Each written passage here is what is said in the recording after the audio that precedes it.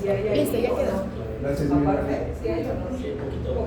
Yo creo que hay más en el estado, ¿verdad? No, es dependiendo Lo de las caras. de la de adolescente. Pero Ah, otras, sí. otras sí. Sí. Sí se ve como más. Gracias. Miren, toda vez de que con motivo del receso que hicimos, verificamos aquí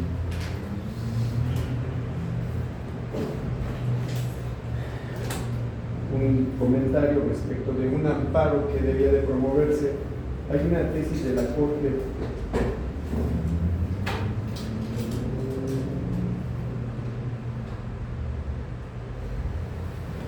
Bueno, a ver, si es que va a haber alguien en línea escuchando, es importante aclarar que durante el receso platicamos de un caso concreto en el que una persona se le absolvió en primera instancia ante esa sentencia absolutoria y tomando en consideración que el asesor jurídico interpone el recurso de apelación, este recurso de apelación prospera. La segunda sala penal del Tribunal Superior de Justicia del Estado de México con residencia en Ecatepec de Morelos revoca la sentencia de primera instancia y en consecuencia de ello ordena que se señale día y hora para que el Tribunal de Enjuiciamiento decrete cuál va a ser la pena, la multa y el monto por concepto de reparación del daño. Ante esta circunstancia, la pregunta en el receso cuando estábamos tomando el café fue: ¿qué procede? ¿Qué harían ustedes? Me comentaron que amparo, ok, algunos dijeron amparo directo, algunos dijeron amparo indirecto. Bueno, pues déjenme comentarles que aunque es una resolución definitiva, podría parecer que efectivamente sea un amparo indirecto, pues porque no ha concluido el asunto. Finalmente el asunto se va a regresar a primera instancia, se van a imponer las sanciones y ahí se va a poder dictar en un momento determinado una nueva resolución que puede ser apelable y después irse al amparo, ¿correcto? Bueno, entonces todo eso estoy totalmente de acuerdo con ustedes, pero miren que aquí hay una jurisprudencia de la Corte que queda pero como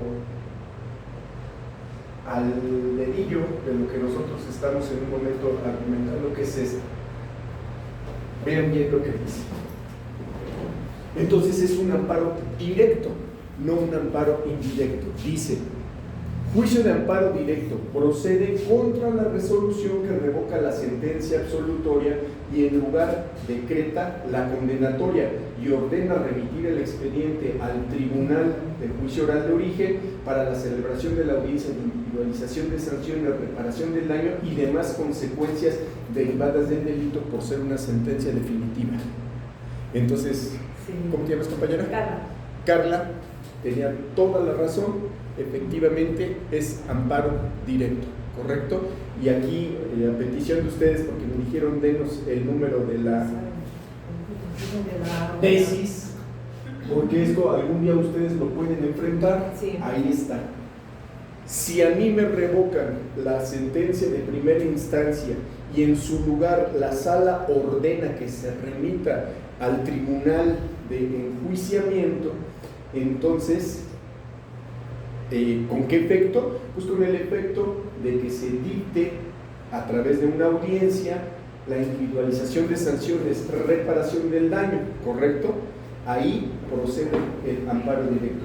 De hecho, este es un asunto, déjenme decirles que este asunto es de un muchacho que lo sacamos absuelto hace como 2 años o 3 años, lo sacamos absuelto por un delito de violación, ¿correcto?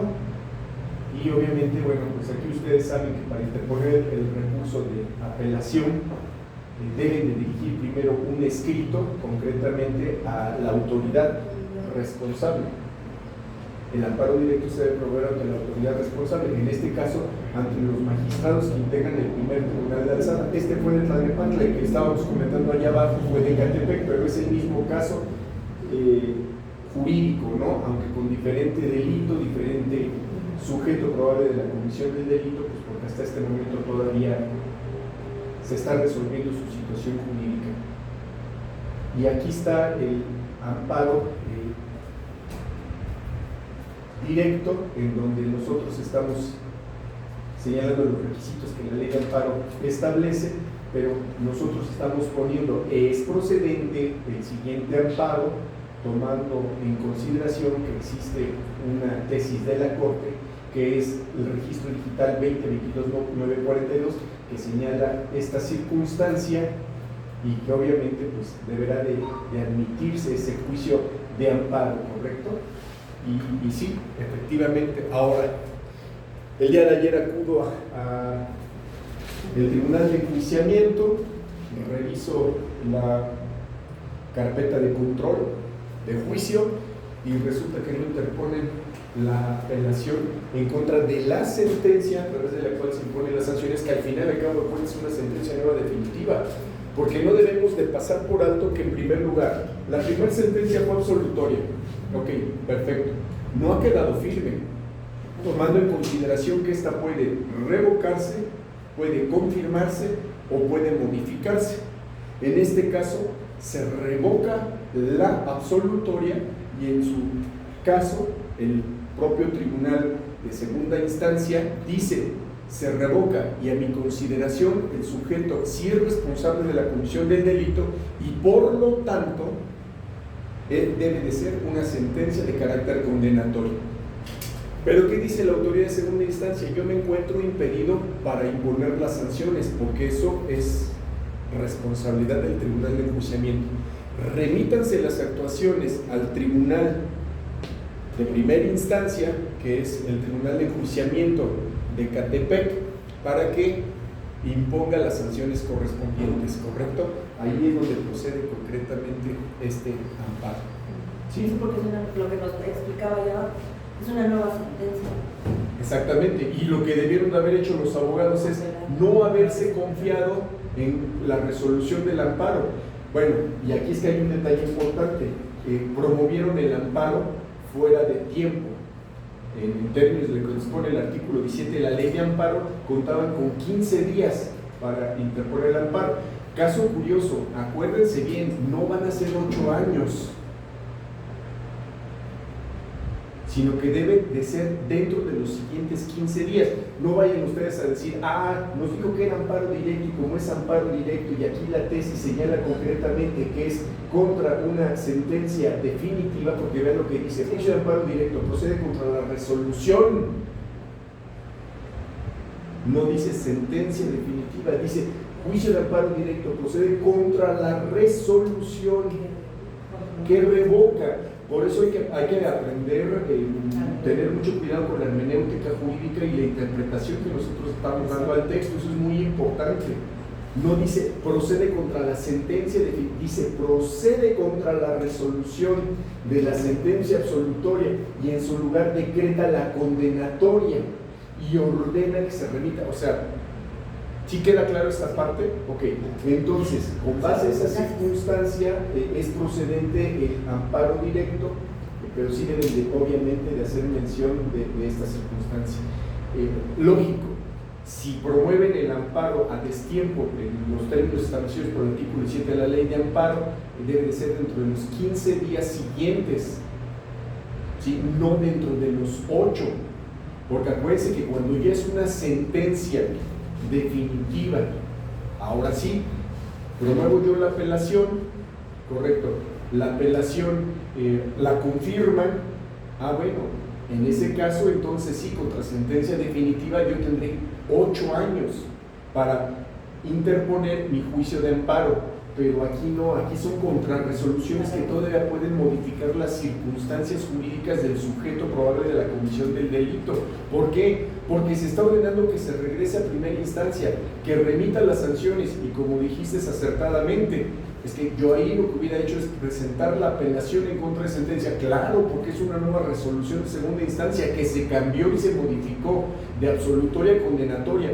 Por lo tanto, tu situación jurídica está cambiando de absuelto a condenado, y a partir de ahí cuentas con el Código Nacional de Procedimientos Penales 9 días para interponer tu apelación y después de que se vaya a segunda instancia, si se llegara a confirmar, ahora sí, es una sentencia definitiva, tendrías 8 años. Pero como aquí las circunstancias jurídicas del sujeto probable de la comisión del delito todavía pueden ser modificables, por eso es que aquí no es contra sentencia definitiva, pero esta tesis sí nos permite promover el amparo directo. ¿Correcto? ¿Sí quedó claro? Y eso les doy como tip porque pues resulta que ayer que fui, pues yo sí me quedé decepcionado porque dije, qué bárbaros. En primer lugar, ¿cómo es posible que se les haya pasado el tiempo, no? Seguramente han de haber pensado, como es sentencia definitiva, tenemos en un momento determinado 8 años. Primero, lo creo yo que fue lo que pensaron los abogados. Lo interponen, creo que 5 o 6 días después, ¿no? Porque los clientes le estaban apresurando de que pues, ya promueve el amparo para efecto de verificar que yo no regrese al penal. Como promueven el amparo, resulta que les notifican que se desecha de plano por haberse promovido extemporáneamente. Ellos promueven en un momento determinado el recurso de reclamación, que como ya se los dije, tampoco prospera, pero resulta que yo creo que en su mente ellos pensaron, pues no hay necesidad de apelarla porque al final, a cabo de cuentas, queda la situación de la resolución que se dé respecto de este amparo todavía pendiente, entonces no se va a modificar, pero no es cierto, ahí estuviste en lo correcto, ya había habido un cambio de circunstancia jurídica y seguramente la sala del Tribunal Colegiado de Circuito le notificó al magistrado que se inadmitió el recurso, esta vez se lo comunicó al juez del Tribunal de Enjuiciamiento, llevan a cabo la audiencia y pues ahorita ya están en ejecución. Y me preguntan, ¿y ahora qué hacemos? Pues demanda a tus abogados por una mala praxis inadecuada, ¿no? Y por eso fue el artículo 119, creo que es, el que subí el día de ayer a Facebook, porque sí me quedé totalmente desilusionado, que hay muchos compañeros abogados que lamentablemente por la falta de técnicas de litigación pues no llevan a cabo de acuerdo sus técnicas y pues hacen una mala praxis de la abogacía. Bueno, esto fue para Colorario Cultural. Sí, yo creo que ahí ahorita me acordé de lo que nos estaba comentando, de Sí. que efectivamente hay que tener cuidado con la hermenéutica jurídica, porque Sí. le comentábamos, mi compañera y yo fuimos a un curso con un profesor que dio igual del colegio, Sí. y nos comentó esa situación de que efectivamente, bueno, aquí hasta lo tengo apuntado, de que hay una excepción en materia penal, que es la excepción a falta del principio de definitividad, donde hay un salto de instancia, y efectivamente yo creo que ahí los abogados pensaron eso, ¿no? ¿Sabes qué? Como es una sentencia definitiva, tenemos esos 8 años. 8 años. Y no, porque bien lo dice la jurisprudencia, es una resolución, no es una sentencia. En contra de la resolución. Entonces, yo creo que se fueron con la idea de esa pues sí, técnica, a lo mejor de que en materia penal existe esa posibilidad, ¿no? De que te saltes ese principio de definitividad cuando hay en este caso la libertad de una persona. Y también hay una mala- excepción, bueno, hay diversas excepciones, Ajá. que son las del 15 de la Ley de Amparo y 22 constitucional. Acuérdate que en todos esos casos Exacto. concretos no hay necesidad de agotar en un momento determinado el principio de definitividad. Por ejemplo, el más típico de todos, artículo, no es cierto, el dictado de una auto de vinculación a proceso. Yo tengo dos opciones.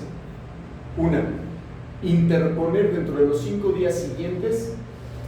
No es cierto, a ver quién me apoya con el Código Nacional, porque no me acuerdo, son 3 días o 5.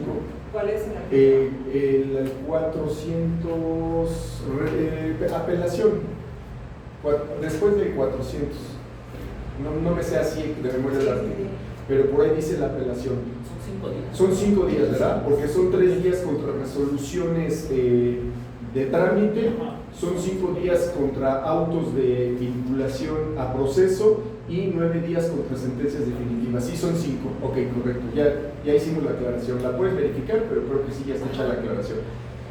Entonces a mí me vinculan a proceso a una persona. Una vez que fue vinculado a proceso, yo tengo dos opciones. Una, o irme a la apelación o irme directo al amparo. Me van a decir, y bueno, ¿y dónde queda el principio de definitividad?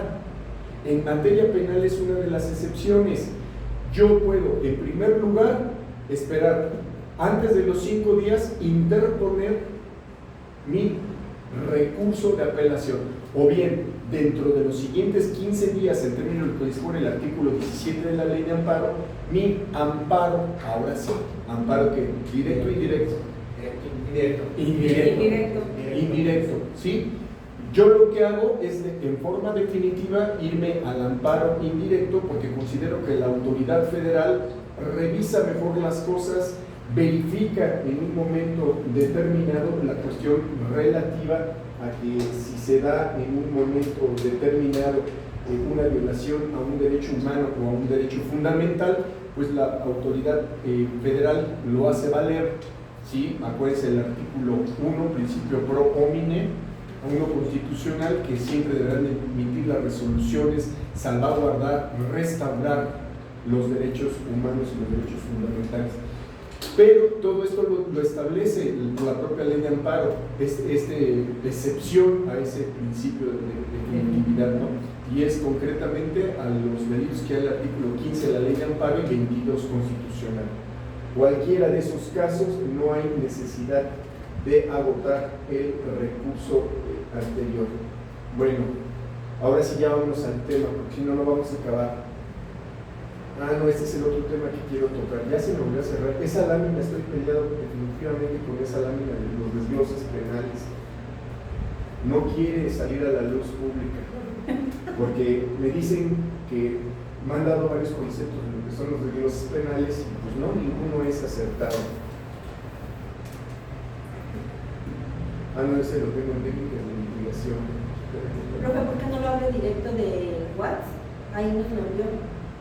Ahí se los mandé. Ajá. No, ya aquí lo tengo, pero no, es que como luego se desconecta de la línea, desglose de los tipos penales, ya no lo voy a volver a cerrar. Aquí está. Ok.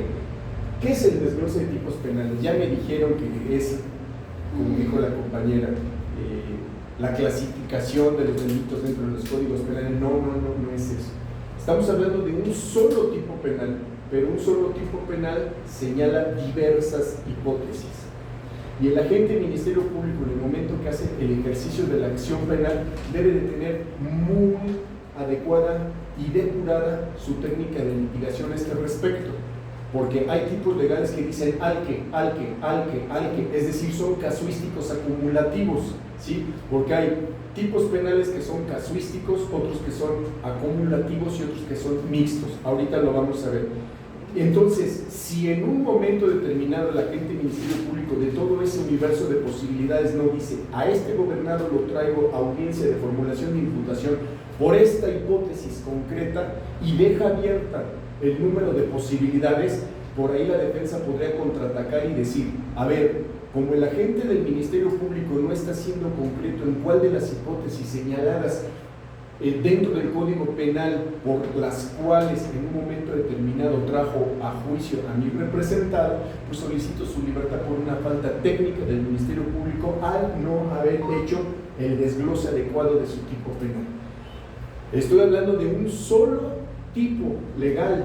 Vamos a ver, ¿dónde encontramos esto de los desgloses de tipo penales? Bueno, el fundamento del desglose de los tipos penales lo vamos a encontrar desde luego en el artículo 1 constitucional. ¿Por qué? Porque nos está diciendo el artículo 1 constitucional, todas las personas, ya lo saben, ¿no? Gozarán, como lo vimos en la primera clase, ¿qué diferencia existe entre derecho fundamental y derecho humano?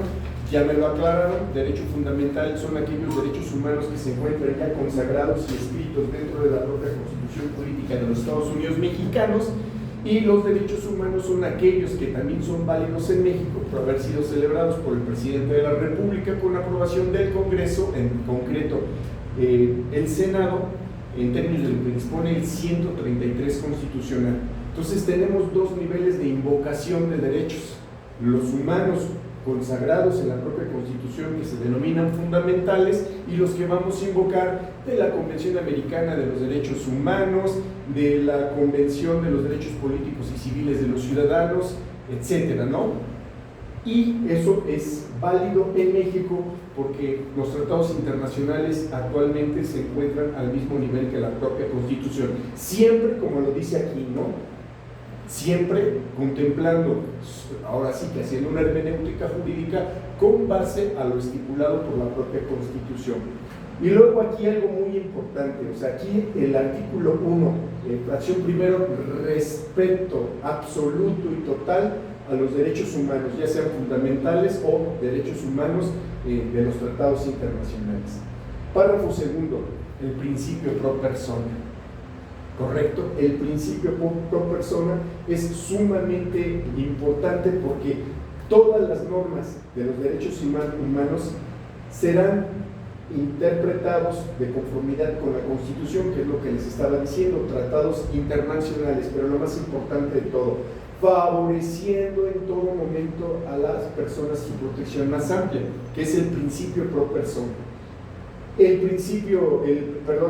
párrafo tercero, pues obviamente nos dice que ante una situación en donde en un momento determinado se dé una violación a un derecho fundamental o a un derecho humano, pues el Estado debe de prevenir, investigar, sancionar y reparar las violaciones de los derechos humanos, ¿no? Esto nos da un Estado de Derecho en donde se debe de dar exactamente la taxatividad de la ley. Esto nos lo va a establecer concretamente el artículo 14 constitucional, párrafo segundo, en donde dice que se deben de cumplir las formalidades esenciales del procedimiento, ¿correcto? Conforme a las leyes. Esto se llama principio de taxatividad. Recuerden que en la lámina anterior dijimos, la conducta del sujeto activo del delito se debe de adecuar al contenido semántico del particular tempo legal, ya sea a través de la acción, la omisión, ya sea por dolo o por culpa, pero se debe de dar esa taxatividad, es decir, se debe de dar una conducta que sea apegada concretamente al contenido semántico de un particular tipo legal. Si es así, es procedente que el juez vincule y en su momento dicte una sentencia condenatoria. Perfecto, esto me queda totalmente claro. Y si no es así, si el agente del Ministerio Público deja una duda a cuál es la conducta que está atribuyendo al sujeto, esto se diría debatible en una audiencia inicial, pero por supuesto que sí. Aquí habría que escoger, número uno, se lo hago ver al agente del Ministerio Público en el momento en que él termina su exposición de su teoría normativa. No porque lo subsana. Exactamente. No porque lo puede subsanar, o en su defecto, si quiero que lo subsane porque me conviene, se lo hago ver al agente del Ministerio Público. Perfecto. Pero si yo me quedo calladito, como dice el dicho, calladito te ves más bonito, y cuando llegue el momento de los alegatos de clausura, que son alegatos para vinculación a proceso, yo ahí manifiesto que el agente del Ministerio Público nunca hizo el señalamiento de las hipótesis concretas de la conducta, o número dos, que nunca a través de los medios de prueba que presentó para solicitar la vinculación probatoria quedó demostrado el hecho. ¿Podría obtener yo una no vinculación a proceso? Por supuesto que sí, y ahorita todavía queda la duda porque todavía van a decir, a ver, demuéstremelo. Lo vamos a demostrar con esta lámina. Bueno, no son láminas, son apuntes míos de una especialidad que hice. Bueno, entonces el párrafo segundo establece: nadie podrá ser privado de la libertad o de sus propiedades, posesiones o derechos, sino mediante juicio seguido ante los tribunales previamente establecidos, en el que se cumplan las formalidades esenciales del procedimiento y conforme a las leyes expedidas con anterioridad al hecho. Esto es el principio de taxatividad. Párrafo tercero, bueno, este es técnicamente lo que se debe de aplicar en materia penal, ¿correcto? En los juicios del orden criminal queda prohibido imponer por simple analogía o aún por mayoría de razón pena alguna que no esté decretada a una ley exactamente aplicable al delito de que se trata. Y aquí esta parte la puse en rojo porque aquí es donde surge nuestro tema. Desglose de tipos penales, y aquí nos lo está diciendo. Artículo 14, párrafo tercera: pena alguna que no esté decretada en una ley exactamente aplicable al delito que se trata. Muchos de ustedes me van a decir, bueno, pero es que el juez de control en un momento determinado, al vincular a proceso, no va a aplicar la pena. No, pero sí nos está diciendo que debe de existir una conducta que se encuentre exactamente descrita en un tipo penal, en otras palabras, ¿correcto? ¿Podría ser que con base a esta circunstancia no se diera la vinculación a proceso? Pues claro, porque aunque para un auto de vinculación a proceso la Suprema Corte de Justicia de la Nación actualmente ya está pronunciado que sí debe de contener ciertos elementos, pero de la reforma 18 de junio de 2008 para acá, hasta el 2020 aproximadamente, no se requerían pruebas reales, firmes, fidedignas para una vinculación a proceso, sino se requerían simplemente, como lo dice la propia Constitución, datos, es decir, referencias, es decir, que le facilitaba la tarea a la gente del Ministerio Público para lograr en un momento determinado la vinculación del sujeto a proceso. Al fin que decían los jueces, y así siempre lo han dicho, quien ha ido a audiencias es palabras textuales de los jueces. No se preocupe, usted solamente se va a quedar detenido en calidad de probable responsable, porque para eso viene la fase que sigue de investigación complementaria. Ahí el agente del Ministerio Público y ya le da el desglose de lo que el agente del Ministerio Público puede realizar, es decir, formular la acusación, desistirse de la acusación, sobreseer o cualquiera de las circunstancias que terminen como consecuencia de una investigación complementaria, ¿correcto? Y solamente en términos de 406 del Código Nacional de Procedimientos Penales, que establecen que para dictar una sentencia condenatoria se requerirá acreditar el elemento subjetivo, el elemento objetivo y el elemento normativo del tipo. Si no se acreditan estos elementos, no puede dictar el juez una sentencia condenatoria. Es artículo 406, creo que es párrafo noveno, quinto noveno, que establece dicha circunstancia. ¿Y qué es el elemento subjetivo, objetivo y normativo? Acuérdense, en 1996, para efecto de no caer en un error gramatical o en un error de taxatividad, en un error de una hermenéutica jurídica adecuada o inadecuada, se cambia el concepto cuerpo del delito al de elementos del delito. ¿Sí? ¿Por qué? Porque antes era cuerpo del delito. ¿Qué elementos tiene el cuerpo del delito? El elemento subjetivo, el elemento objetivo y el elemento normativo. Pero esa referencia de cuerpo del delito hacía caer en ciertos errores. Por eso se cambia ahora a elementos del delito. ¿Ya le encontró 406? ¿406? Ajá.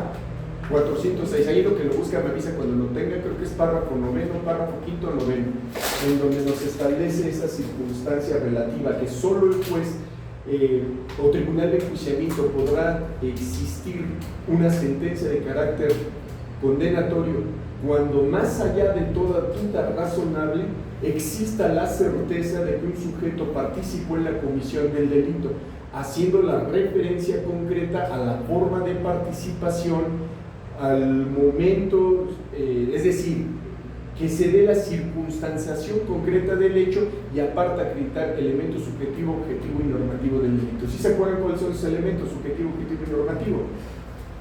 Elemento subjetivo. La conducta, ¿no? Elemento subjetivo, no, ¿qué pasó? Ese es el elemento objetivo, ahorita me lo explicas. Acuérdense que ¿qué es delito? Según la teoría pentatónica, es una conducta típica, antijurídica, culpable y punible. Perfecto. Los de la teoría tetratónica dicen que nada más son 4: conducta típica, antijurídica y culpable, porque la punibilidad es una facultad del Estado, no es una atribución inherente al probable actor del delito, ¿correcto? Esto tiene que ver mucho con los elementos del delito, porque no es posible que sean abogados y no sepan los elementos del delito. ¿Ya lo tienes? 406. Será esta: el tribunal de enjuiciamiento solamente dictará sentencia condenatoria cuando exista convicción de la culpabilidad del sentenciado bajo el principio general de la carga de la prueba para demostrar la culpabilidad que corresponde a la parte acusadora, conforme a lo que establezca el tipo penal de que se trata. Ahí está también, conforme a lo que establezca el tipo penal que se trata. Esto es para dictar sentencia, por eso estamos llegando a esta parte. Pena alguna que no esté decretada por una ley exactamente aplicable al delito que se trate. No, pero te faltó. Ajá, no podrá dictarse sentencia condenatoria. Dice: al dictar sentencia condenatoria, dicto todo eso, leo todo eso. Nada más la parte concreta de... Dice, al dictarse el texto condenatorio se indicarán los márgenes de punibilidad del delito y quedarán plenamente acreditados los elementos. Es que ese es el párrafo 5. Vámonos al 9. Dice, la sentencia condenatoria hará referencia a los elementos objetivos, subjetivos y normativos del tipo penal sí. correspondiente, precisando el tipo penal que si se consumó, si se realizó en grado de tentativa, así como la forma en que el sujeto activo haya intervenido para la realización del tipo, según se trate de alguna forma de autoría o de participación, y la naturaleza dolosa o culposa con la que se decreta la conducta típica. Entonces, ¿qué es el elemento subjetivo, objetivo y normativo?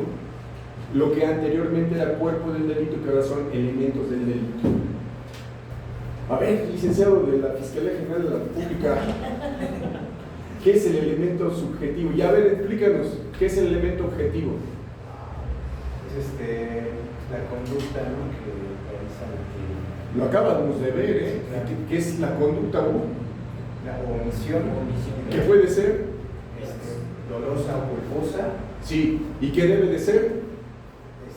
No cualquiera, debe de ser idónea. Ya lo definiste, ahí está. Ese es el elemento objetivo. Por eso las láminas anteriores, para que ahorita que vamos avanzando en esto, ustedes tengan los elementos para estudiar las láminas anteriores, para que si se pueden aprender esos elementos de memoria, ya con mayor convicción lleguen ante un juez. Su señoría, es que no se acredita el elemento objetivo del delito que pretende hacer valer la gente del Ministerio Público, toda vez de que no está definiendo si fue una realización a través de una conducta, de una omisión, si fue doloso o fue culposo. O sea, deben de tener ustedes las herramientas para poder aplicar posteriormente sus estrategias de litigación. Ese es el elemento objetivo: conducta o omisión, dolosa o culposa, realizada por el sujeto activo del delito, que debe de adecuarse al contenido semántico de un particular tipo legal. 406, párrafo quinto y párrafo noveno nos establece cuáles son las consideraciones que debe de tener el juez para dictar una sentencia de carácter condenatoria bajo esas hipótesis. Elemento subjetivo, el elemento normativo, no me digan que no lo saben, ni porque les doy tips. ¿Cuál es la teoría pentatónica? Conducta típica, antijurídica, culpable, punible.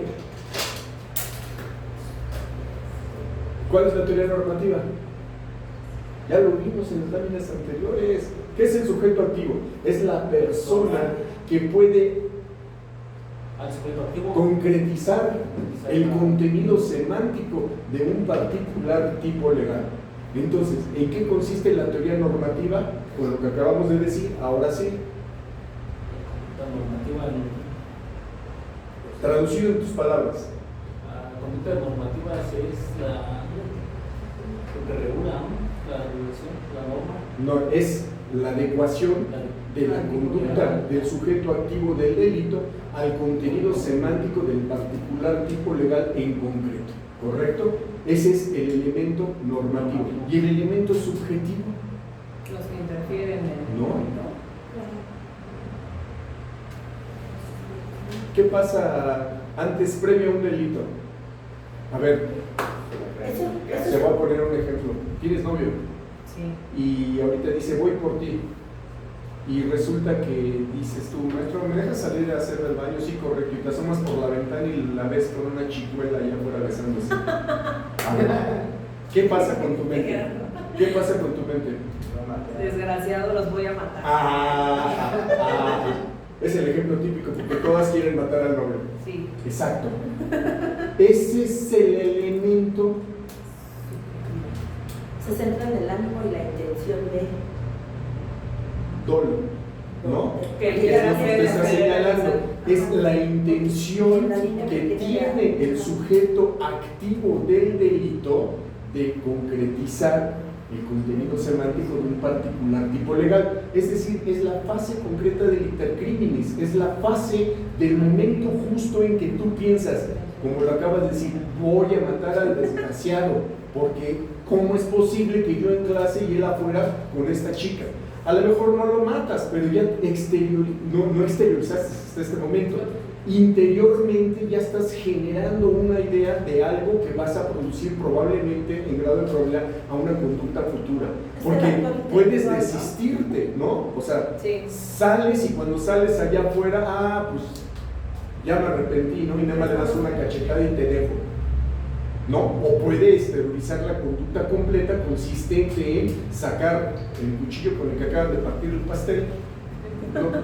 Les voy a enseñar una fotografía después, aunque te rías, le metió una cuchara por la oreja a una policía. Un asunto que llevé en Reforma, de una señora que las fueron a levantar por estar bebiendo en plena fiesta, no me acuerdo de qué día. El caso es que con una cuchara, yo dije, ¿cómo va a ser una ¿El cuchara? mango o La cuchara se la clavó aquí y traía la cuchara como arete, pero por acá adentro, o sea, por aquí. La atravesó por acá el cartílago y salió la cuchara.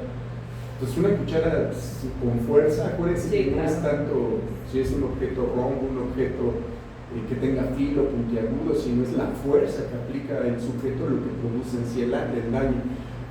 Bueno, pero ya entendiste, esa es la fase del intercrimen, o sea, es la fase, el momento anterior a la ejecución de una conducta o de una omisión, a través del cual mi pensamiento crea la intención de causar en un momento determinado la lesión.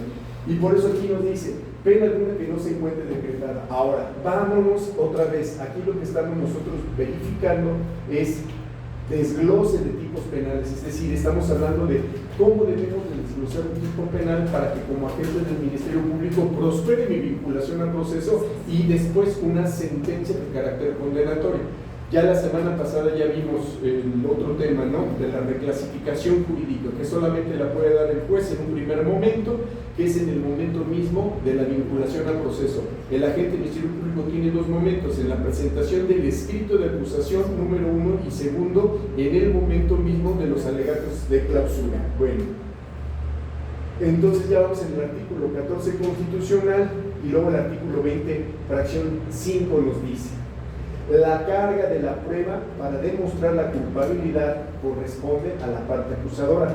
Y otra vez nos vuelve a decir, vean qué bonito, conforme lo establezca el Código Penal, no de cualquier forma, Ministerio Público, no como tú quieras. No puedes llegar al tribunal de control o ante el juez de garantías a expresar lo que tú quieras.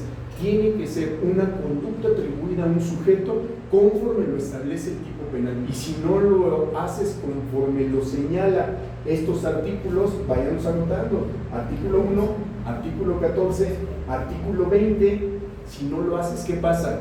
Pues ¿qué crees? Que puedo dictar una no vinculación a proceso o en sentencia, una sentencia de carácter absolutorio por tú no cumplir con tu trabajo. Por eso los que sean ministerios públicos hay que adecuar su ejercicio de la acción penal y sus alegatos conforme a estos artículos, llevarlos con precisión, y la defensa lo contrario, destrozar la actividad que está realizando el MP, ¿no? Por eso el principio de adversalidad. Entonces dice, conforme lo establezca el tipo penal, las partes tendrán igualdad procesal para sostener la acusación y la defensa. Luego dice, dentro del Código Nacional de Procedimientos Penales, donde lo encontramos en el artículo 316 del Código Nacional de Procedimientos Penales, que nos establece: de los antecedentes de investigación expuestos por el Ministerio Público se desprendan datos de prueba que establezcan que se ha cometido un hecho que la ley señala como delito y exista la probabilidad del imputado que lo haya cometido o haya participado en ese delito. Pero lo importante aquí es rescatar un hecho que la ley señale como delito. Otra vez volvemos a lo mismo, taxatividad. Un hecho, pero que sea y que esté dentro de la ley señalado como delito. Volvemos, y este tema técnicamente es de pura taxatividad.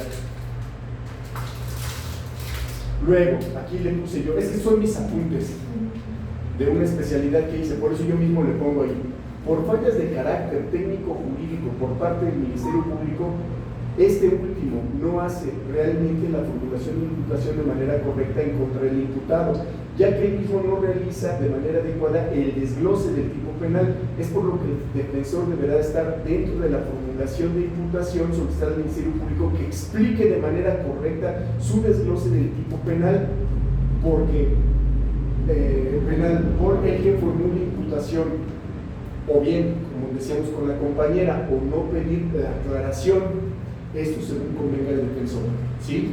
Es decir, yo me doy cuenta que el tipo penal tiene varias hipótesis, varios elementos casuísticos. Ahorita vamos a ver qué son los elementos casuísticos. Varios elementos casuísticos tienen, ya sean casuísticos acumulativos o mixtos, ¿correcto? Ok. Ya voy yo viendo que tiene varios. Llega el agente del Ministerio Público, formula la imputación, pero no me señala la hipótesis concreta por la cual está acusando a mi representado. Ok, perfecto, me quedo callado. O bien, si tengo pruebas para demostrar su inocencia, explíqueme la hipótesis concreta, porque señala 4. Y vas a decir, ay, ¿cómo es posible que Diego señale 4? Pues es que hay no solamente 4, hay demás, y aparte hay mixtos. Ahorita lo vamos a ver. Entonces, en consecuencia de ello, si tú no lo señalas y yo sé que mi cliente no es responsable de la comisión del delito, le pido que me lo precise, porque voy a presentar pruebas posteriormente dentro del plazo constitucional que van a demostrar que él no participó en la comisión del delito. O bien, si sé que es responsable de la comisión del delito porque en confianza me dijo, sí, la regué, yo fui que cometí el delito, entonces dejo que se vaya solito sin hacer ninguna aclaración, y después trato de encontrar en los alegatos de clausura para vinculación a proceso y hacerle ver al juez los errores en que incurrió para obtener una no vinculación. Por eso es que es importante lo que usted está señalando. ¿Se los hago ver o no se los hago ver? Todo depende de las circunstancias de cada caso concreto. Bueno, ¿por qué? Dice, esto obviamente es por el principio de taxatividad de la ley y por el principio de exacta aplicación de la ley, ¿no? Que son los artículos que ya vimos con anterioridad. Bueno, ahora, los tipos penales se dividen en casuísticos acumulativos, casuísticos alternativos y en casuísticos místicos. Ya estoy pensando en las luchas, ¿verdad? En casuísticos mixtos. Correcto, que contienen tanto requisitos acumulativos como requisitos alternados. Estos acumulativos es al sujeto que y los casuísticos alternativos al sujeto que o. Es decir, una hipótesis, otra hipótesis y otra hipótesis. Mientras que los acumulativos es esta conducta más esta, más esta, más esta. Ok. O los mixtos, que contienen tanto acumulativos como alternativos. Esas láminas no se las he dado, pero con gusto se las doy, son mis apuntes. Técnica para desglosar los tipos penales. Bueno, primero, considere el texto del tipo penal. Siempre debemos de leer el tipo penal, como ahorita lo hicimos con la jurisprudencia, ¿no? Resolución, no sentencia definitiva. Tomen en consideración todos los puntos, todas las comas, porque un punto o una coma en un lugar diferente cambia el contexto total de nuestro texto y de lo que nosotros pudiéramos interpretar. ¿Qué es hermenéutica jurídica? ¿A qué? A lo que el autor No al autor. La hermenéutica jurídica nada más se basa en algo. Textos que no se pierdan. Exacto. Que ya están plasmados en una... Es la interpretación que se da al texto de carácter jurídico, ¿no? Eso es la hermenéutica, por eso es hermenéutica jurídica, ¿correcto? A lo mejor puede existir la hermenéutica médica, pero bueno, nosotros como científicos del derecho y que estamos estudiando la especialidad en penal, obviamente tenemos que tener una hermenéutica adecuada en el contenido semántico del tipo. De hecho, la próxima clase voy a traer un caso en donde todos van a resolver ese caso por escrito y se van a dar cuenta cómo todos tienen una interpretación totalmente diferente respecto de un mismo texto. La próxima clase me comprometo a decir cuál fue la otra. Recuérdenme porque si no se me olvida. A traer el caso concreto del cuando existe una referencia de ocasión. Ya tengo tarea de 2. Bueno. 2. Realizar un cuadro esquemático del tipo penal tomando en cuenta su ¿qué? Moralidad. Literalidad. Ah, sí, es que desde acá lo veo un poco, sí se ve borroso, ¿no? Hasta donde sea posible, ajá. Sí se ve un poquito borroso. No, pues sí está borroso. Bueno, realizar un cuadro esquemático de tipo penal tomando en cuenta su literalidad hasta donde sea posible, aplicando lógica jurídica, respetando las reglas gramaticales y número 3, obtener las hipótesis que en un momento determinado van o pueden resultar. Ok. Ahora vamos a ver casos de típicos penales casuísticos acumulativos. Vean. Robo, artículo 220 Código Penal Ciudad de México. Al que con ánimo de dominio, ¿ya se dieron cuenta por qué es acumulativo? Sí, Por esta ahí. sí. O sea, tiene que ocurrir esto, con ánimo de dominio y sin consentimiento. Si no es con ánimo de dominio, no hay delito. Salud. Si no es sin consentimiento, no hay delito. Deben de existir las dos, por eso es que este es casuístico acumulativo.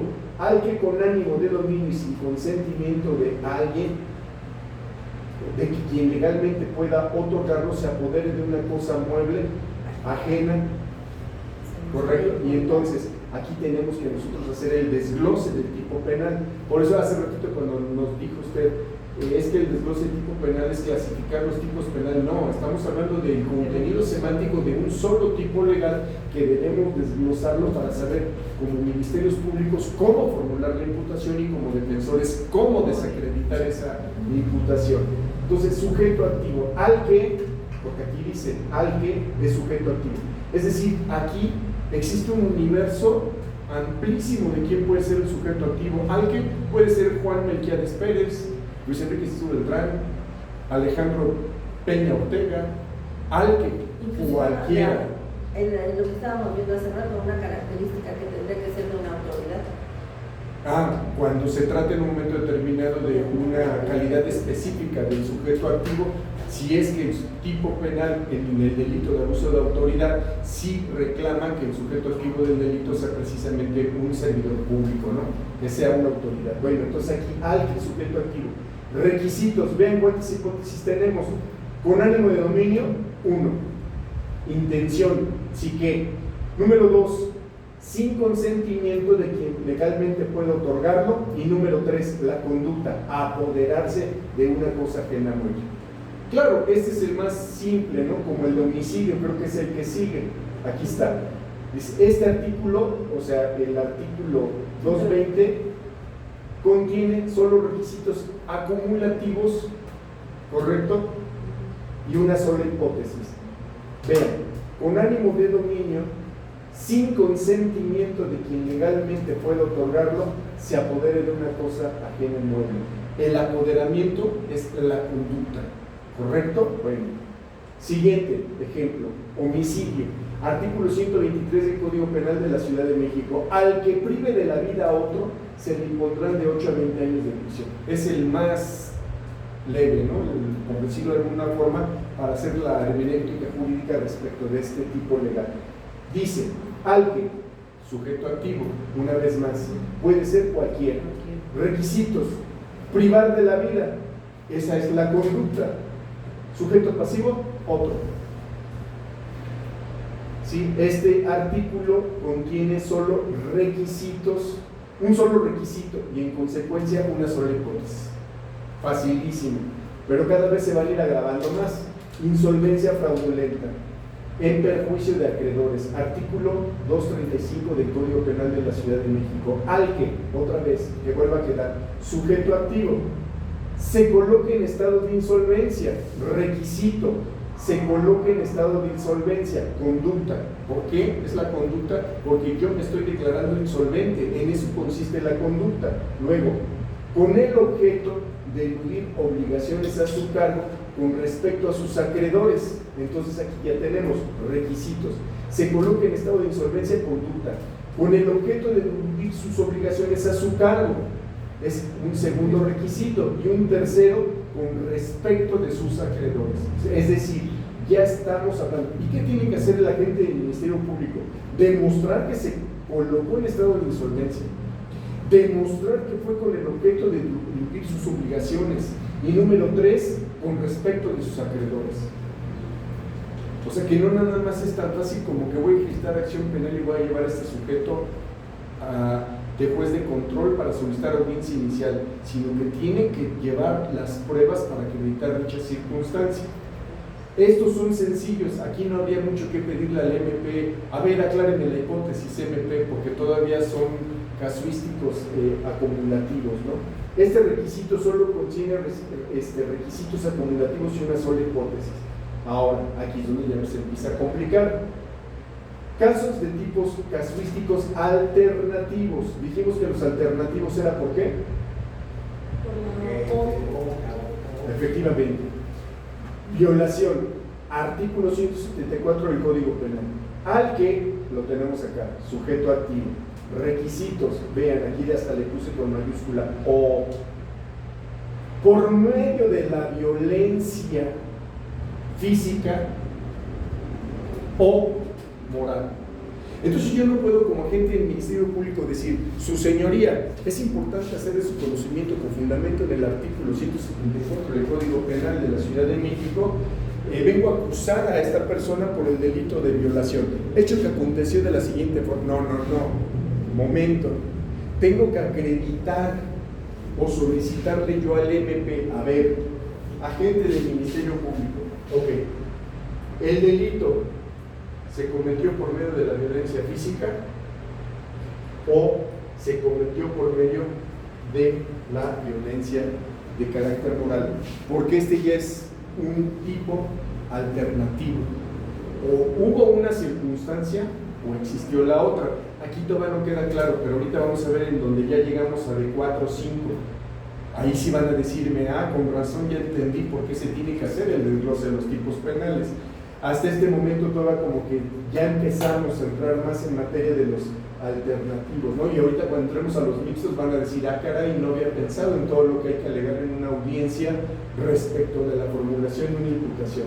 Este obviamente pues dice, esta parte del artículo contiene dos probables requisitos alternativos, o lo que significa que la violación puede ser por medio de la violación física o por medio de la violación moral, lo que otorga dos diferentes hipótesis. Ya será cuestión de ustedes en un momento determinado si le piden a la gente del Ministerio Público que se los haga valer en ese momento, o ustedes lo hacen valer ya en forma definitiva en los alegatos de clausura, ¿no? El agente del Ministerio Público no demostró ni que fue a través de la violencia física, ni demostró que fue a través de la violencia moral. Vean la película que les dije, El mal actor. Por eso no quiero entrar tanto en para que la próxima vez que vean El mal actor, que está en la plataforma de Amazon Prime, puedan ustedes traer argumentos respecto de si hubo violación o no hubo violación. Por eso pasamos al siguiente. Fraude, artículo 230 del Código Penal. Al que por medio del engaño, aquí está ya, o, es decir, ya nos está dando otra hipótesis, o aprovechándose del error que otro se haga.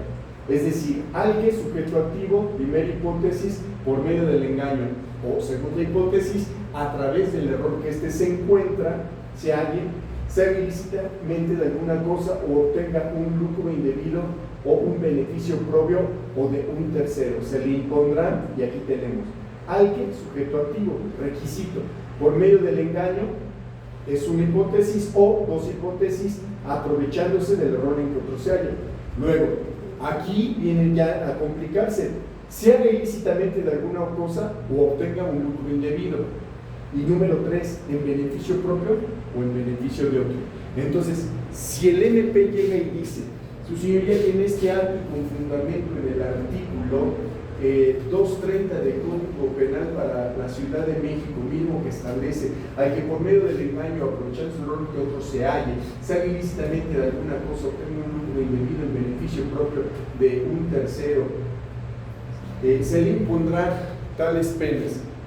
Conducta que se encuentra correlacionada con el artículo 6, 7, 8, 9 del Código Penal, etcétera, etcétera, etcétera. Y los hechos acontecieron de la siguiente forma, y de ahí, de la teoría normativa, pasa a la teoría fáctica, ¿correcto? Después llega la teoría probatoria, pero no me definió, agente del Ministerio Público, ¿cuál hipótesis me está señalando usted? ¿Por medio del engaño o aprovechándose del error? Claro que se puede inferir con base a la narración del hecho fáctico. Se pudiera inferir, bueno, se debe de inferir, pero es mejor que el agente del Ministerio Público lo precise. Por eso muchos agentes del Ministerio Público dicen conducta tipificada en el artículo 230 del Código Nacional de Procedimientos Penales, y en lugar de leer todo dicen, ya que a través del engaño se hizo ilícitamente de alguna cosa en beneficio propio.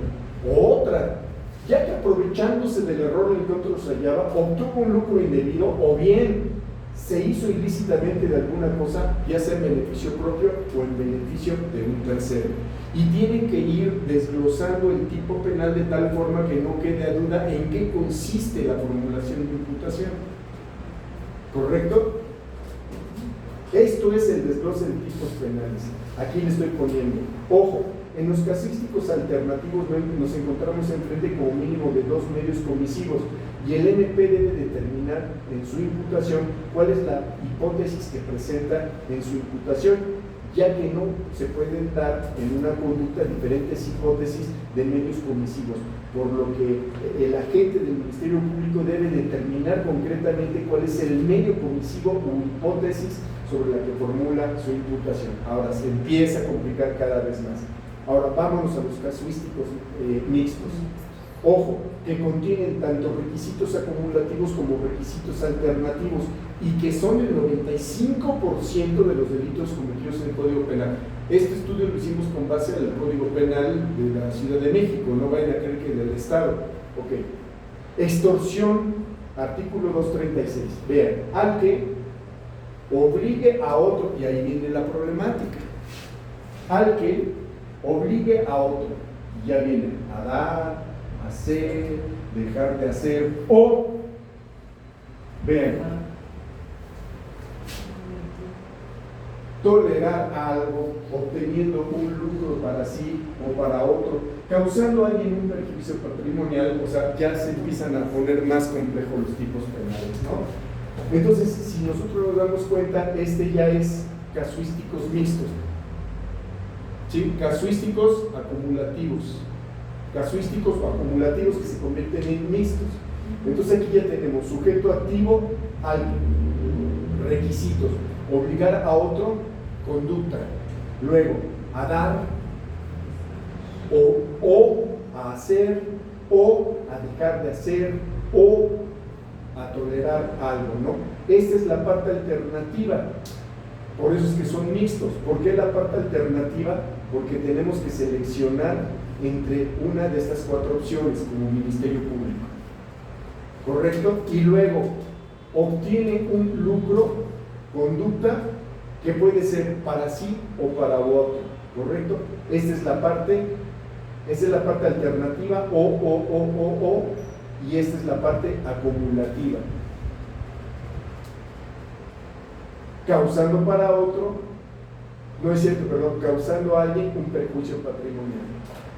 Ojo, refiriéndonos al primer otro, sujeto pasivo. Bueno, aquí viene otro más difícil. Portación o fabricación e importación de objetos aptos para agredir. Artículo 251 del Código Penal de la Ciudad de México. Y aquí vean cómo se complica. Al que porte, fabrique, importe o acopie sin un fin ilícito instrumentos que pueden ser utilizados para agredir, que no tengan la aplicación en actividades, labores o recreativas, atendiendo a las referencias de tiempo, modo y lugar, se le impondrá prisión de 3 meses a 3 años de prisión. ¿Ya vieron cómo se empieza a complicar cada vez más? Al que sujeto activo. Me voy a ir rápido. Requisitos: porte o fabrique. Esta es la parte alternativa. Importe o acopie. Entonces, MP, ok, estoy de acuerdo que me traes porque realicé una conducta que se encuentra tipificada en el 251. Pero acláramelo, ¿en qué consiste la conducta que estás atribuyendo a mi cliente? Dime, por favor. Como dice la compañera, ¿me conviene hacer el desglose en un principio o me conviene mejor dejarlo hasta el final? Todo eso depende de cada estrategia de litigación que tenga el defensor. Pero bueno, aquí viene porte o fabrique, importe o acopie, parte alternativa. sin un fin ilícito. Luego, instrumentos que puedan ser utilizados para agredir, que no tenga aplicación en actividades laborales o recreativas, atendiendo a las referencias de tiempo y lugar. Esa es la parte acumulativa. Bueno, y así podríamos nosotros seguir, pero la idea, estas láminas se las mando al ratito, es que ustedes deben de saber que tanto para la gente del Ministerio Público como para un defensor es muy importante tomar en consideración este desglose de tipo penal, pues el agente del Ministerio Público, para saber perfectamente bien cómo formular una imputación de manera adecuada, señalando la conducta concreta realizada por el sujeto activo del delito.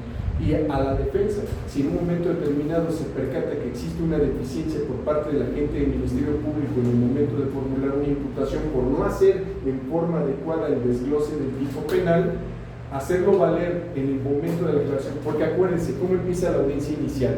Bueno, no me voy a ir desde el principio, pero llega la parte que se le concede el uso de la palabra al Ministerio Público y el Ministerio Público comienza a decir: señor, ponga atención, le voy a saber en qué consiste el hecho por el cual en este momento lo estoy haciendo al juicio y voy a formular imputación en su contra. Y empiezan, que siendo tales y tales horas de tal día, de tal, y narran el hecho fáctico. Porque acuérdense que la teoría del caso se divide en tres teorías. Teoría fáctica, abogados, ¿qué pasó? Teoría fáctica, teoría normativa y teoría probatoria. Ok, entonces yo comienzo a decir mi teoría fáctica, el hecho circunstanciado. Los MPs dicen hecho cierto circunstanciado porque ya lo dan por cierto, pero esa es la verdad del MP. Yo lo denomino el hecho circunstanciado. Después, del hecho circunstanciado comienzan con la teoría normativa, en donde van a venir esta parte, y esta conducta se encuentra descrita en tal y tal y tal artículo. Ok, pero muchos MPs ni siquiera se someten a hacer el desglose del tipo penal. Quieren que el juez lo haga, que el juez lo infiera. Obsérvenlo. Por ahí vean varias audiencias donde nada más dice y que esta conducta se encuentra debidamente tipificada en el artículo 151 del Código Nacional, del Código Penal de la Ciudad de México. Y esta conducta se encuentra correlacionada con los artículos 6, 7, 8, también del Código Penal. Y de ahí no pasan. Ok, perfecto. Y en este tipo, en donde estamos nosotros encontrando aquí tantos elementos, hizo, dejó de hacer, toleró algo, no me lo está explicando. Entonces ya sería cuestión, ¿por qué? Porque aparte para una vinculación al proceso, el juez debe de tener comprendida la conducta desarrollada por el sujeto activo del delito. Y si el agente del Ministerio Público no la explica o no queda perfectamente acreditada la intención que tiene de adecuar la conducta del sujeto activo a un contenido semántico de un particular tipo legal, seguramente le van a decretar la libertad del sujeto. Así es que pónganse muy abusados. Les mando estas láminas, que no era el tema de hoy, pero se me hizo interesante verlo. Aquí ya después yo traté de hacer varias desgloses más, así como tarea en las tardes que no tenía nada que hacer. Lo ideal sería hacer un libro. Ya les estoy dejando ahí materia para hacer un libro completo de todos los desgloses penales, ¿no? Esto estaría muy interesante, ¿no? Ya nada más que en lugar de ponerme a trabajar, nada más hago mi libro, tal delito, violación, robo, y ya llegar directo y que fuera. Es materia de un muy buen libro. Bueno, vámonos a otra estrategia de litigación. ¿Por qué con ustedes se me pasa el tiempo tan rápido? Porque les gusta. No, se los juro, hace rato que vi la hora que dije yo, como ya es la hora del receso, ahorita voy a ver mi reloj, ya nos quedan 10 minutos. No, 13. Gracias. Aprovechamos me 13 minutos. Me devolvió la vida. Por eso le digo que nos 3 hace falta más. 3 minutos. En 3 minutos pueden pasar 1000 cosas. Bueno, ok. A ver. Ahora vamos a ver un tema sumamente importante. Este tema también a mí se los traigo a la población, tomando en consideración que muchos abogados les dictan sentencias condenatorias con víctimas de identidad resguardada, testigos de identidad resguardada. Abogados, ¿qué les pasa? No permitan que un juez dicte una sentencia con un testigo resguardado. No permitan que un juez les dicte sentencia condenatoria con una víctima de identidad resguardada. No es posible. Y se los va a demostrar por qué. Derecho de la víctima o del ofendido al resguardo de su identidad, alcances y limitaciones. Se los va a dar como si fuera conferencia en lugar de clase para irme más rápido. Vean bien. Primero vamos a analizar cuál es la legislación aplicable precisamente al resguardo de la víctima ofendida. Una cosa es que yo como juez resguarde, fíjense bien, a la víctima y al ofendido su identidad por los alcances que la ley señala. Pero otra cosa es que yo como defensa tenga derecho a conocer el nombre y yo reservar el nombre de esa víctima, de ese ofendido y de ese testigo. Son dos cosas totalmente diferentes. Ojo, si a mí me dice el juez, defensor, el agente de Ministerio Público está solicitando que sea resguardado el nombre de la víctima del ofendido. Sí, su señoría, pero también, ahorita vamos a ver más adelante, la ley señala respetando siempre el derecho a la defensa.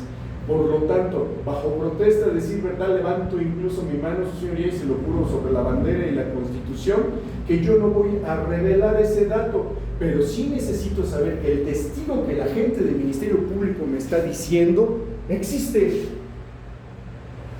Porque qué tal si se fueron a, ¿cómo se llama la plaza esta donde sacan las credenciales del lector y toda falsa? Santo Domingo. Y me trajo una credencial de Santo Domingo y resulta que como el MP fue el que recabó su declaración, ¿correcto?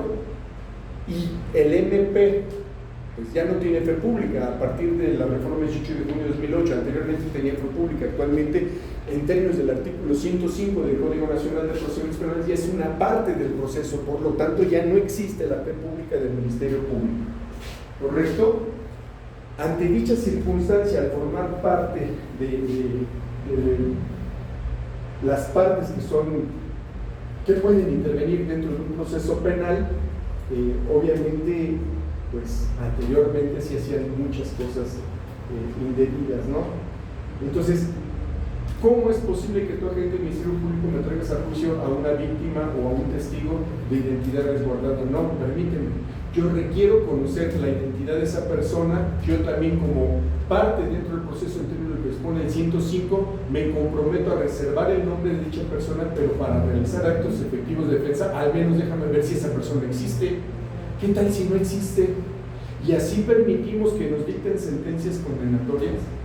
En una ocasión promoví un amparo en el que dije, no es posible que la defensa por un mal actuar no haya pedido al juez que se le revelara la identidad y que él conservara el resguardo de dicha identidad como defensor, pero al menos conocer la identidad del sujeto para hacer su existencia. Y el juez federal me concedió la razón, y tiene razón, que se dé la reposición a partir del momento en que se presentó el testigo para que el defensor haga valer el derecho de la defensa a efecto de determinar si dicho testigo sí existe. Vámonos rápido para terminar estas láminas.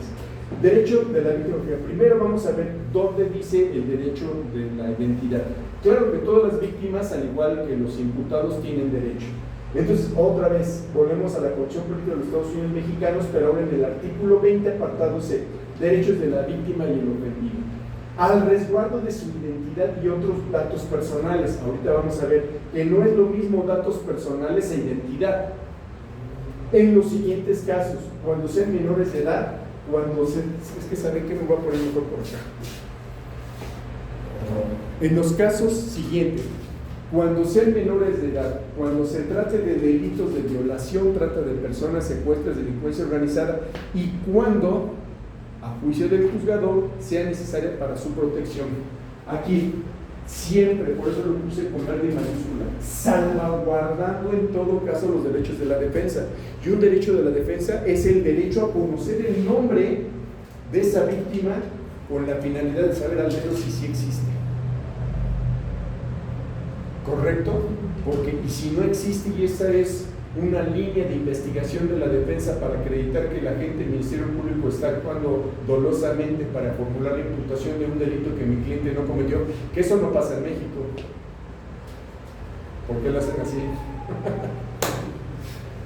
Sí, no, y muy frecuente, son fábricas de delincuentes, ¿no? No todos, hay servidores públicos muy honestos, hay servidores públicos muy rectos, pero también de igual forma sabemos lamentablemente que la mayor parte no son así, y en consecuencia de ello nosotros debemos de conocer estas armas para poder llevar a cabo en forma adecuada las estrategias de mitigación. Entonces, siempre dice el artículo 20, apartado de fracción quinta, que sí existe el resguardo de la identidad de estas personas, pero siempre salvaguardando la...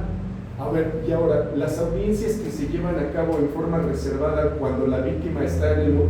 también son constitucionales, se cumple con el principio de inmediación. Pues ya ahorita con lo que nos dicen, yo creo que no.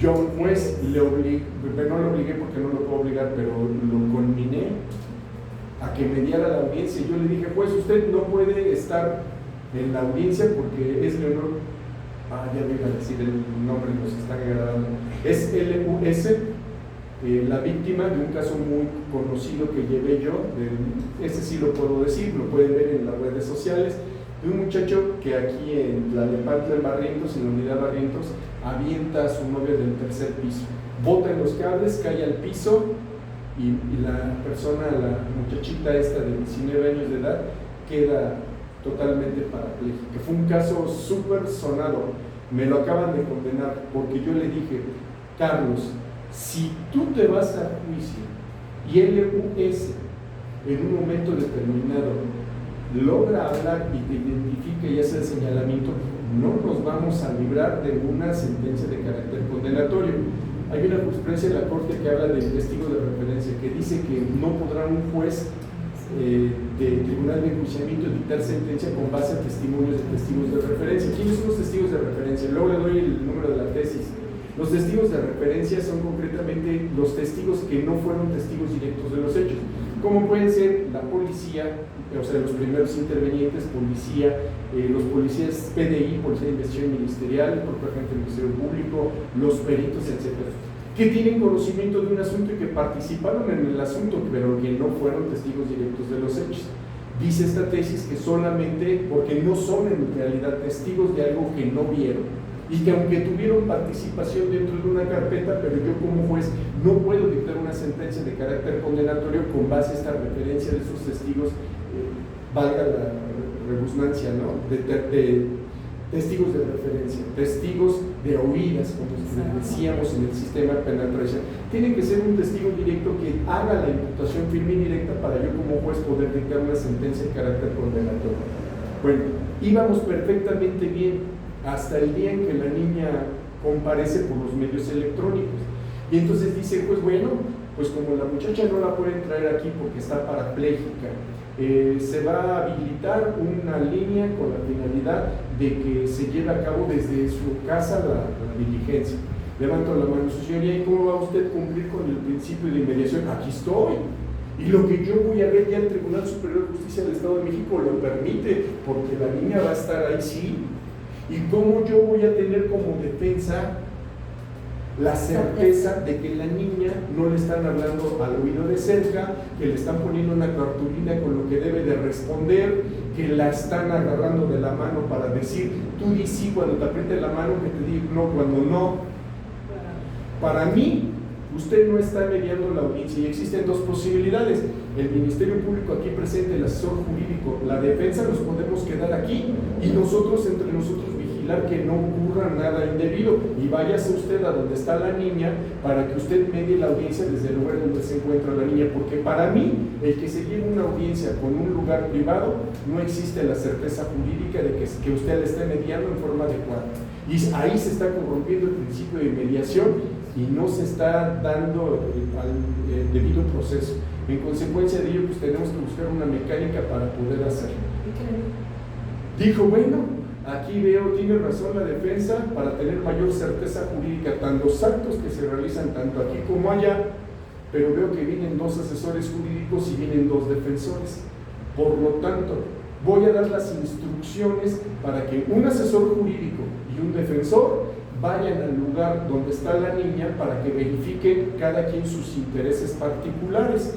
En lugar de que se queden ustedes solos aquí, vamos a mandar a sus colitigantes a los lugares donde se encuentra la menor, para que de esa forma ellos constaten que nadie la está manipulando, ¿no? Por decirlo de alguna. Y así se llevó a cabo la audiencia. Ahí tengo los videos, a ver si nos da tiempo. No creo, con 3 horas no es suficiente. Yo quisiera darles un montón de material, pero no es suficiente. Es que son privados. Sí, también hay cosas que no Son como privados. Sí, no, y soy sujeto a una demanda si revelo esa información. Déjenme ver si los puedo traer y vemos nada más esa parte concreta, 5 minutos en Luego, el que se ve la- Eso ya no es cátedra, ¿eh? Son experiencias. Bueno, Pero es que- en conclusión, el día de la audiencia, efectivamente, la perito nos había dicho que esa niña, su deterioro físico cada vez iba a ser mayor y que tenía un pronóstico de vida no mayor a 5 años y que iba a morir por las escaras, por el hinchamiento que estaba tomando, por tomar tantos anabólicos para que el cerebro no se le inflamara, porque cayó y quedó en coma más de 1 año. Véanlo ahí en las redes sociales. Véanlo ahí en redes sociales, es súper mencionado ese caso, ahí salimos un montón de veces en la televisión y todo. Bueno, la conclusión es que dice la perito, la psiquiatra, esa muchacha tiene una edad de 2 años a 3, no va a poder reconocer a su testigo, seguro se lo va a llevar absuelto. Y yo le dije, Carlos, tenemos 2 opciones, te las voy a dar. Una, que nos vayamos al procedimiento penal abreviado, que te den, creo que nos estaban ofreciendo 16 años y fracción, como al Bofo, porque también fue tentativa, 16, 17 años y tantos de prisión, o en su defecto que te la juegues a buscar una absolutoria, pero te pueden dar de 40 para arriba, ¿no? Resulta que dice, no, pues me la juego y me voy a juicio, todo, porque yo no lo hice. Perfecto. El día de la audiencia, mi socia del despacho se fue a la casa de la niña, se fue uno de los ministerios públicos, la mamá y obviamente una psiquiatra psicóloga propuesta por el tribunal para que estuviera asistiendo a la personita esta en caso de que hubiese alguna alteración. Nosotros en juzgado me quedé yo solo con un agente del Ministerio Público, con un asesor, y se llevó a cabo la audiencia.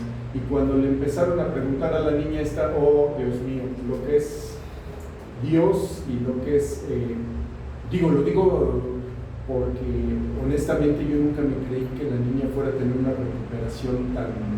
Cuando yo la vi que se la pasaba riendo y volteando la vista para allá, para acá, para allá, para acá, para allá, dije, no, pues sí tenía razón la psiquiatra, no va a decir nada, está como loquita, ¿no? Volteando para allá, para acá, porque así le hacían los ojos.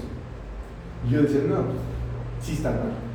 No, cuando comenzó a hablar sí dijo, y Carlos me golpeó y me pegó en la cara y me tiró una muela y después me golpeó en el estómago, me pateó, me tiró por la ventana, me aventó. ¿Ya para dónde se hace uno? Nada más volteé a ver a Carlos y le dije, te lo dije, que si te formulaba imputación, seguramente iba a ser una sentencia condenatoria como lo fue. Se interpuso la apelación, me encontré yo al magistrado en el segundo tribunal colegial, fue Asunción Tlalnepantla, pero conoció Ecatepec, y el magistrado le dijo, maestro, ¿puedo hablar con usted para hacerle valer esa acusación? No puede hablar conmigo. Pues, ¿por qué? Pues si nos conocemos de años. No, es más, no me explico por qué está defendiendo a un asesino como el que está defendiendo. Yo me quedé, ¿qué? Primera vez en 38, 40 años que tengo litigando con un magistrado y me dice, ¿cómo es posible que se haya atrevido a defender a esa nefasta persona para la sociedad? O sea, sí me quedé así como que, ay, en la torre, o sea, y yo creí en mi cliente de que no había cometido el delito, pero ya me salí del tema. Sí lo condenaron. Sí, porque lo condenó de manera... Decretó una sentencia intermediaria, 60 años. La decretó entre la mínima y la máxima, 60 años de prisión. ¿Y la jovencita sigue viva? La jovencita sigue viva y se sigue recuperando. O sea, yo creo que sí se va a recuperar.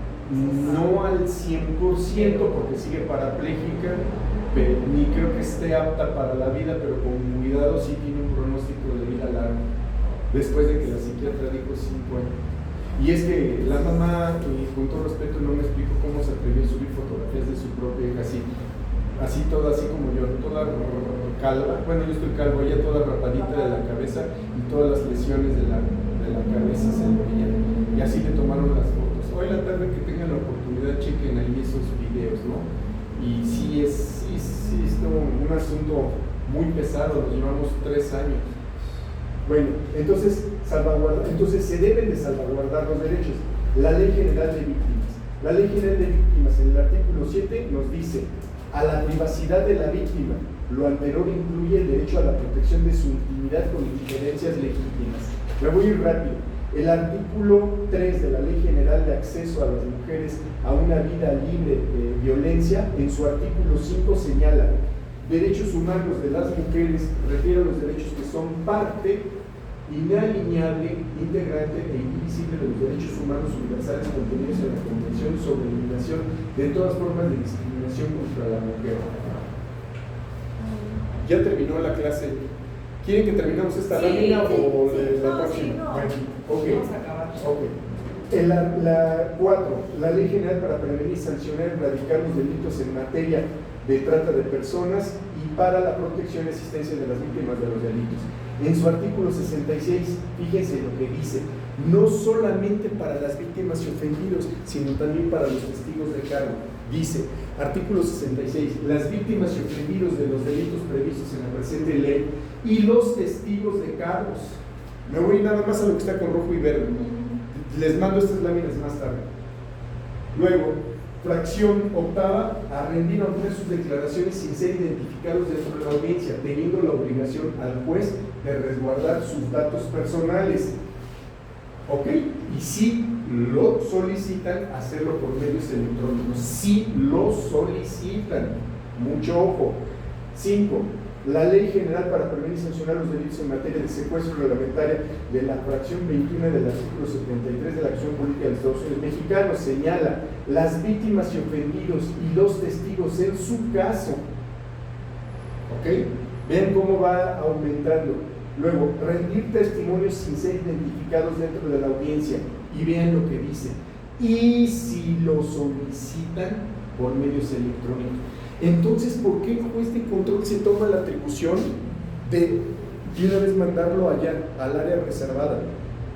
A ver, su señoría, con todo respeto, si la víctima no lo ha solicitado, ¿por qué lo está mandando al área reservada? ¿Sí? Porque aquí nos lo está diciendo. Una cosa es reservar sus datos y otra cosa es reservar incluso su identidad en un área reservada. Claro que si lo solicitan, pues obviamente sí. Por eso muchos jueces atentas a estas circunstancias ahora preguntan: ¿usted puede estar en la sala, si lo han oído? O en su defecto, puede estar en un área destinada a su reserva de su identidad, tanto de su nombre como su apariencia física y normal. Usted va a aparecer en una pantalla difuminada. ¿Qué es lo que desea? Ahora los jueces ya lo están haciendo valer, porque había muchas reposiciones por violación a esto por no haber solicitado en un momento determinado por la víctima ofendido. 6. Derecho de la víctima ofendido, incluyendo testigos contenidos en resoluciones de las Naciones Unidas. Ahí les dejo estas resoluciones, ¿no? Que son concretamente 1, 2, 3, 4, 5. Todas estas resoluciones contienen precisamente derechos de la integridad al resguardo, del resguardo de la identidad tanto de la víctima o del ofendido, y en algunas leyes señala incluso de los testigos. Pero ahora vamos a lo que nos importa. Del Código Nacional de Procedimientos Penales, el artículo 109, al resguardo de su identidad y más datos personales, o cuando a juicio del órgano jurisdiccional sea necesario para su protección. Y una vez más dice el 109, salvaguardando en todo caso los derechos de la defensa. Defensores, por favor, pídanle al juez: su señoría, que en un papelito por separado me dé el nombre, me comprometo bajo protesta de decir verdad que yo también voy a reservar dicho nombre, pero es necesario ese dato para saber si dicho testigo efectivamente existe, para poder realizar actos efectivos de defensa. Cuando se les va a un juicio en donde les dictan una sentencia con un testigo de identidad resguardada, pues abusarlos, porque por ahí pueden solicitar la reposición del proceso. Pero claro, hay que hacer perfectamente bien su amparo con base a estos argumentos. Luego, ¿qué aquí dice, no? ¿Qué es víctima y qué es ofendido? Bueno, ya saben que víctima es el que recibe las consecuencias en su persona, directamente las consecuencias del delito, mientras que el ofendido lo recibe sobre los bienes. Esto nos lo señala el Código Nacional de Procedimientos Penales. Ahora, la Ley General de Víctimas habla de otro tipo de víctimas: víctimas directas, víctimas indirectas y víctimas potenciales. Ahora, vamos a ver aquí y ahora, ¿cuáles son los derechos del imputado? La Constitución Política de los Estados Unidos Mexicanos, en su artículo 20, apartado B, dice: los derechos de toda persona imputada. Fíjense bien lo que dice la fracción primera: a que se presuma su inocencia mientras no se declare su responsabilidad en sentencia emitida por juez de la causa. Tercero, a que se le informe tanto en el momento de su detención como en su comparecencia ante el MP o el juez, audiencia inicial, los hechos que se le imputan y los derechos que le asisten. Tratándose de delincuencia organizada, y la autoridad judicial podrá autorizar que se mantenga en reserva el nombre o datos del acusador. ¿Ok? Bueno, Código Nacional de Procedimientos Penales, aquí lo estoy poniendo con luz negra, ¿no? Con luz negra, son resaltado con negrito. Se ofrecerá la palabra del Ministerio Público, eso es la audiencia inicial, procedimiento para formulación de la imputación 301. ¿Y cuál es una obligación del MP? Lo está diciendo el propio código: él deberá de proporcionar el nombre de su acusador. Su señoría, constitucionalmente yo tengo derecho a la defensa de mi representado, y el agente del Ministerio Público tiene que proporcionar el nombre del acusador. Si bien es cierto, la víctima tiene derecho a resguardar su identidad, yo quiero conocerlo para realizar actos efectivos de defensa. No deben por qué quedarse callados. Entonces aquí dice: salvo que a consideración del juez de control sea necesario reservar su identidad en los supuestos autorizados por la Constitución y por la ley, el juez de control, a petición del imputado o su defensor, podrá solicitar las aclaraciones o precisiones que considere necesarias respecto a la imputación formulada por el Ministerio Público. Ahí es donde deben de hacer ustedes uso de la palabra y solicitar esta circunstancia. Bueno, ahora, aquí hay algo bien importante, que son: ¿qué es la identidad, qué es la intimidad y qué es el dato personal? Porque son tres cuestiones completamente diferentes. La identidad nada más está basada en nombre y apellido. Como la identidad de Batman, ¿quién es? Bueno, porque ya vio la película, va a decir que es Bruce Wayne, ¿no? Sí. Pero si no conociera y hubiera visto la película, pues Batman, ¿quién es? Pues es de identidad desconocida, ¿correcto? Yo no sé cómo Clark Kent, no todo el mundo piensa que es Superman, sino que utiliza máscara, ¿no? Y está re guapo. Pero utiliza el lentes, profesor. Bueno, pero pues si se quitan los lentes, yo los sigo identificando. Mire, pues, no, ya no. Se camuflajeó. Se camuflajeó. Ok, entonces, eso es la identidad, nombre y apellido. ¿Qué es la intimidad? Ok, es diferente al dato personal, porque el dato personal es tu CUR, tu INE, tu número de seguro social, tu domicilio, mientras que la intimidad, fíjense bien, está basada con los sentimientos personales de cada persona, como es tu preferencia sexual, tu ideología religiosa, las enfermedades que padeces, las toxicomanías que padeces, etc. Entonces, esto es bien importante también resaltar, porque una cosa es resguardo de la identidad, sí, su señoría, una cosa es resguardo de la identidad que señala la ley, pero yo le estoy pidiendo referente a su intimidad, que tampoco lo podremos hacer, pero también podremos reclamar el dato personal. Tenemos que tener muy presente estas tres circunstancias. Bueno, no debemos de continuar, no debemos de confundir entre resguardo de la identidad, protección de datos personales, cuando la víctima desee que su testimonio se lleve a través de medios electrónicos, ya que estamos hablando de tres temas completamente diferentes. Argumento que aquí ya concluye esta lámina, dice: argumento para saber el nombre de la víctima ofendida de identidad resguardada, constitucionalmente, artículo 20, inciso C, fracción quinta del Código Nacional de Procedimientos Penales, artículo 109, que señalan salvaguardando en todo caso los derechos de la defensa. El Código Nacional de Procedimientos Penales, artículo 109, así como el nombre de su acusador. Este resumen que está aquí es todo lo que vimos anteriormente.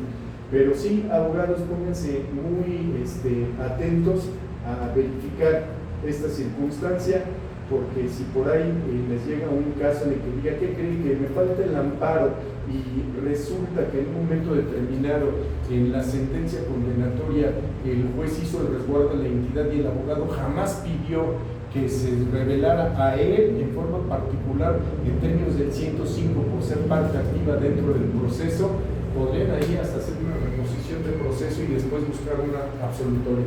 Sí, adelante, ya para irnos. Una preguntota, por ejemplo, eso de la identidad reservada, ¿tiene que ser únicamente del proceso penal o podría ser también en cuanto simplemente unas medidas de protección, citan a las dos partes y le dicen la señora fulana de tal lo está solicitando unas medidas de protección en contra de usted? O sea, ahí también podría decir, pues es que no me estás diciendo quién es. Sí, porque es a nivel constitucional y a nivel código nacional. Podríamos en un momento determinado, ok, tienes tú una persona de identidad resguardada y me estás decretando una, ¿qué dice? Una medida provisional. Sí, una medida de protección que solamente puede fijar en este caso la gente del Ministerio Público en el momento del inicio de la carpeta de investigación. Correcto. Okay. ¿Y quién es esa persona, no? No, pues es que precisamente por eso está su identidad resguardada. Todos esos argumentos te sirven para obtener el nombre de la persona y para saber su existencia. ¿Qué tal si no ni existe la persona y el agente del Ministerio Público, por hacer el favor a alguien, inició una carpeta y con tal de que tú no te arrimes, te aproximes, esto, el otro, es una denuncia fabricada y que obviamente esa persona no exista? Por eso hay que hacer valer, por eso dice la Constitución y el Código Nacional, siempre salvaguardando obviamente los derechos de la víctima y el ofendido. Bueno, que tengan buena tarde, nos vemos la próxima semana. Sí, Muchas gracias.